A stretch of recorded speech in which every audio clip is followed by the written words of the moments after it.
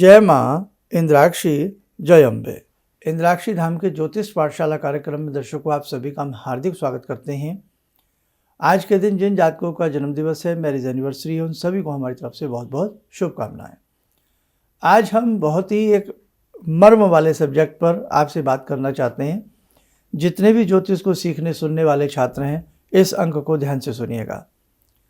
जन्म और मृत्यु जिंदगी के बीच में कायम रहती है।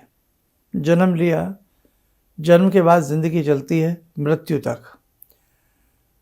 जन्म से मृत्यु के बीच में हमने जीवन में क्या खोया, क्या पाया, ये बहुत सारी बातें, बहुत सारा चिंतन का सब्जेक्ट हो जाता है।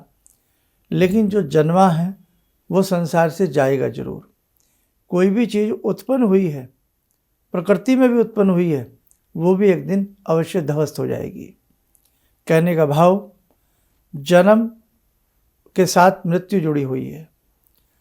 जन्म पत्रिका का या आपकी कुंडली की रेखाएं और जन्म पत्रिका का अष्टम भाव सूक्ष्म आधार पर यदि उसका विवेचन किया जाए तो निश्चित ये जाना जा सकता है कि इस व्यक्ति की मृत्यु का कारण क्या होगा। किसी व्यक्ति की मृत्यु का कारण कोई हिंसक अवस्था हो सकती है, किसी व्यक्ति की मृत्यु का कारण कोई रोग हो सकता है। बिना कारण के कोई मृत्यु नहीं आती। मृत्यु अपने साथ एक कारण लेकर के चलती है, और जब अचानक कोई एक्सीडेंट होता है, इसको अकाल मृत्यु की संज्ञा दी जाती है या अकाल मृत्यु होती है।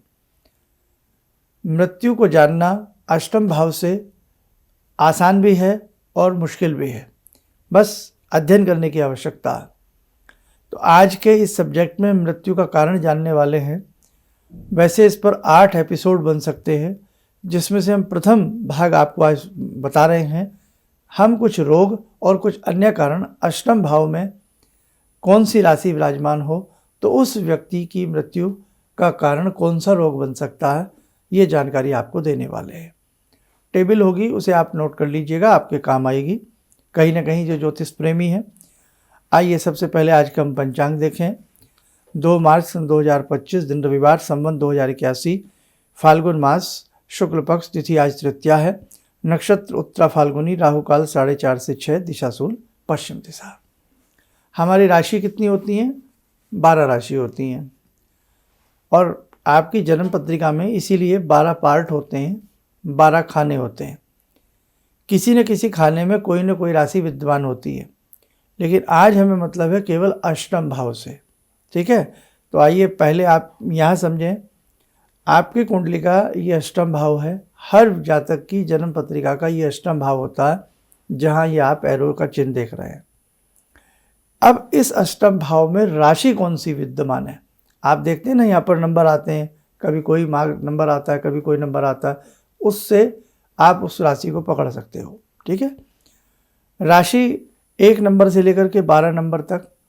पहली राशि को मेष कहते हैं, द्वितीय राशि को वृषभ कहते हैं, तृतीय को मिथुन कहते हैं, और 12वीं राशि को मीन कहते हैं। ये आप हमारे पुराने एपिसोड में से सब निकाल सकते हो। प्लेलिस्ट में जाइए, आओ ज्योतिष सीखने वाला कॉलम खोलिए, उसमें आपको बहुत सारे एपिसोड मिल जाएंगे। तो जौन सी राशि का अंक वहाँ विद्यमान होगा अष्टम भाव में, जो भी आपको बताया, उस राशि से हम पहचान सकते हैं कि इस व्यक्ति का किस रोग के कारण मृत्यु हो सकती है ना। कहना सुनना बड़ा अजीब लग रहा है, लेकिन ये सब्जेक्ट है, ये पढ़ाई है। तो आइए आप सबसे पहले एक टेबल के माध्यम से समझें। अगर किसी जातक के अष्टम भाव में मेष राशि है, जहर, अग्निमांद, पित्त प्रकोप या ताप के कारण उसकी मृत्यु हो सकती है। वृषभ राशि है अष्टम भाव में, यानी कि 2 नंबर लिखा हो अष्टम भाव में, तो उस जातक को निमोनिया हो सकता है, अस्त्र प्रहार हो सकता है, किसी शोक में व्याकुल होकर के उसके प्राण जा सकते हैं, या हृदय की जलन बढ़ सकती है, तो भी उसको दिक्कत आ सकती है। यदि अष्टम भाव में मिथुन राशि विराजमान है, जैसे आप देख रहे हैं 3 नंबर, तो शरीर में कहीं भी बहुत वेदना हो, दर्द या अस्थमा, लीवर या फेफड़ा कार्य करना बंद कर दे, तो भी उसकी मृत्यु हो सकती है। इस कारण से भी, यदि आपके किसी व्यक्ति के अष्टम भाव में मिथुन राशि है। किसी जातक के यदि कर्क राशि है तो जल के कारण, दमा अस्थमा के कारण, कफ प्रकोप के कारण अरुचि हो जाए, नींद ना आए, नींद से अरुचि हो जाए, भोजन से अरुचि हो जाए। यदि सिंह राशि है तो ज्वर के कारण, बुखार भी अनेकों प्रकार के होते हैं, ज्वर के कारण, किसी शस्त्र से चोट लगने के कारण, फोड़ा फुंसी से, शत्रु को प्रहार करे या कोई पशु प्रहार करे। यदि कन्या राशि है, किसी स्त्री के कारण, सुजाक के कारण, भगंदर के कारण, वात के कारण, जठराग्नि के कारण। यदि तुला है, मस्तिष्क असंतुलित हो जाए, जिसे हम कहते हैं व्यक्ति पागल सा हो गया है, आपा खो दे या विचार शक्ति उसकी शून्य हो जाए, मस्तिष्क असंतुलन के कारण, ज्वर के कारण, निमोनिया के कारण या किसी अपनी ही मूर्खता के कारण उसकी मृत्यु हो जाए। यदि वृश्चिक राशि है, 8 नंबर है, संग्रहणी रोग हो जाए, पांडु रोग हो सकता है, डिसेंट्री पेचिस से उसकी मृत्यु हो सकती है, रक्त की कमी से हो सकती है, फलिया की वृद्धि से हो सकती है। धनु राशि हो, पेड़ से कोई वृक्ष गिर जाए उसके ऊपर, ऐसी घटनाएं कई बार आई हैं। जल से हो जाए, काष्ठ से हो जाए, किसी अस्त्र से हो जाए। यदि मकर राशि है अष्टम भाव में, असहनीय पेट दर्द हो, मस्तिष्क की खराबी हो, अरुचि हो जाए या सर्प उस व्यक्ति को काट ले। यदि कुंभ राशि है आपके अष्टम भाव में, तो सर्प काटने के कारण, अस्त्र से, अस्थमा से, क्षय रोग, टीबी रोग से, हृदय रोग आदि से उसकी मृत्यु हो सकती है या अचानक अकाल मृत्यु को भी वो व्यक्ति प्राप्त हो सकता है। यदि मीन राशि उसके भाव में हो, अष्टम भाव में हो, तो रास्ते में चलता फिरता कोई हिंसक पशु या कोई सर्प, बिजली जिसे हम दामनी कहते हैं, आकाशीय बिजली सी भी कई बार व्यक्तियों के ऊपर गिरी है, तो बिजली आकाशवाणी के कारण, ये जल में डूबने के कारण भी ऐसे जातक की मृत्यु हो सकती है। ये एक आंकड़े हैं, गणित है। अब ये नहीं कि आप अपनी कुंडली देखने बैठ जाएं, देखो जाको राको साइयाँ मार सके ना कोई, जीवन में जब जो होगा वो देखा ही जाएगा, लेकिन कल आने वाली मृत्यु को आज सोच करके नहीं डरना चाहिए। ये सब्जेक्ट है, सब्जेक्ट पढ़ने की नॉलेज से पढ़ा गया है, बताया गया है, और ये तो अभी सूक्ष्म हमने पार्ट बनाया है, एक पार्ट का भी अभी आधा हिस्सा है, ये पूरा नहीं है।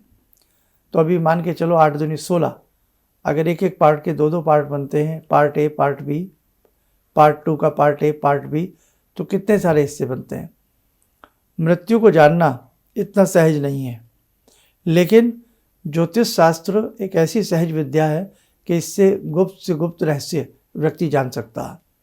लेकिन आज ज्योतिष पर जो मंथन होना चाहिए, जो विचार विमर्श होना चाहिए, जो वेदशालाओं में कार्य ज्योतिष पर होनी चाहिए, वो थोड़ा सा हमें लगता है उसमें बहुत कमी है, अल्पज्ञता है। तो हम सबको मिलकर के, जो भी ज्योतिष प्रेमी हैं, इसमें एक बहुत बड़े अध्ययन की आवश्यकता है, एक बहुत बड़े रिसर्च की आवश्यकता है। हमारा देश, हमारे देश में उत्पन्न ये विद्या, हमारे ऋषि मुनियों की बनाई गई ये विद्या, इससे बहुत सभी लोग प्रभावित हैं और ये बहुत लोगों के लिए लाभदायक सिद्ध हो सकती है। तो अभी तो हमने बहुत सूक्ष्म से आपको बताया है, लेकिन इन रोगों के कारण यदि अष्टम भाव में ये राशियां हों तो बहुत कुछ आप थोड़ा थोड़ा जान सकते हैं। हाथ की रेखाओं में भी कारण है कि यदि हमारी जो एज लाइन होती है, हथेली में जो आयु रेखा होती है, आयु रेखा पे किस प्रकार के सिंबल हैं, आयु रेखा का भाव किस प्रकार का है, आयु और हृदय रेखा का मुड़ाव किस प्रकार का है, बहुत कुछ जाना जा सकता है। जब एक गोताखोर समुद्र में गोता लगाता है, डूबता, जान जोखिम में डालता है, तब उसके कहीं मोती हाथ आता है। ऐसे ही इस हस्तरेखा विज्ञान को समुद्र से भी जोड़ा गया है, इसको सामुद्रिक शास्त्र भी कहते हैं। तो ये उसी गोताखोर की तरह है, इसमें बहुत अध्ययन करना पड़ता है, बहुत अपने आप को खपाना पड़ता है। और ध्यान रखें, ज्योतिष तो है ही खैर महान विद्या, कोई भी विद्या हो वो एक जन्म में नहीं सीखी जाती, कई कई जन्म लग जाते हैं किसी विद्या को सीखने में। एक डॉक्टर प्रैक्टिस करते करते चाहे वयोवृद्ध क्यों ना हो जाए, एक टीचर पढ़ाते पढ़ाते वयोवृद्ध क्यों ना हो जाए, एक सिंगर गाते गाते वयोवृद्ध क्यों ना हो जाए, एक एस्ट्रोलॉजर कुंडली पढ़ते पढ़ते वयोवृद्ध क्यों ना हो जाए, एक घरेलू महिला बच्चे पालते पालते वृद्ध क्यों ना हो जाए, भोजन बनाते बनाते वृद्ध क्यों ना हो जाए, लेकिन फिर भी लगता है कि अभी बहुत कुछ नहीं आता, है ना।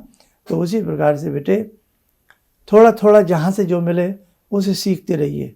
सीख कर भी जो सीखने की चेष्टा रखता है ना, वही सिकंदर बनता है। इसलिए जीवन में ध्यान रखना, हमेशा जिज्ञासु बने रहना, हमेशा जिज्ञासु बने रहना।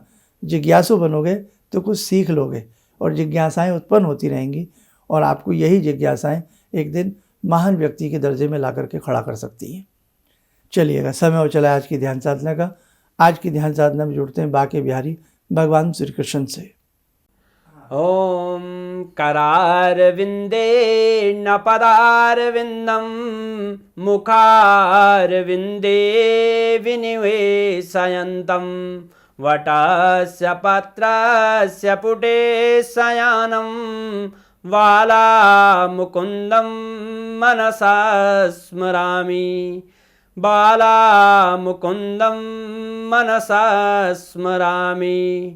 कस्तूरीतिलकं ललाटपटले वक्षस्थले कौस्तुभं नासाग्रे वरमौक्तिकं करतले वेणुकरे कङ्कणं सर्वाङ्गे हरिचन्दनं सुललितं कंठे च मुक्तावले गोपास्ति परिवेष्टितो विजयते गोपालचूडामणि। शान्ताकारं भुजगशयनं पद्मनाभं सुरेशं विश्वाधारं गगनसदृशं मेघवर्णं शुभांगं लक्ष्मीकान्तं कमलनयनं योगवृद्ध्यानगम्यं वन्दे विष्णुं भवभयहरं सर्वलोकैकनाथं। कवच बना लें, ध्यान करें, भगवान श्री कृष्ण का शुभ आशीष हम सबके ऊपर बरस रहा है।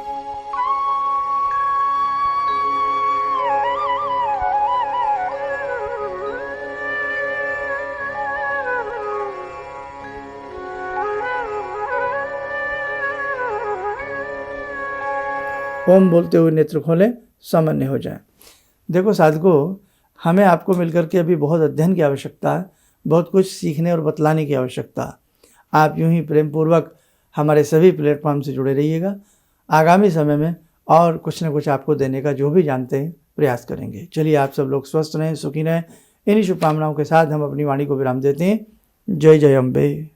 जितने भी आध्यात्मिक शिविर गुरु जी कर रहे हैं, ये सबके जन कल्याण हेतु कर रहे हैं और इससे सभी को फायदा हो रहा है।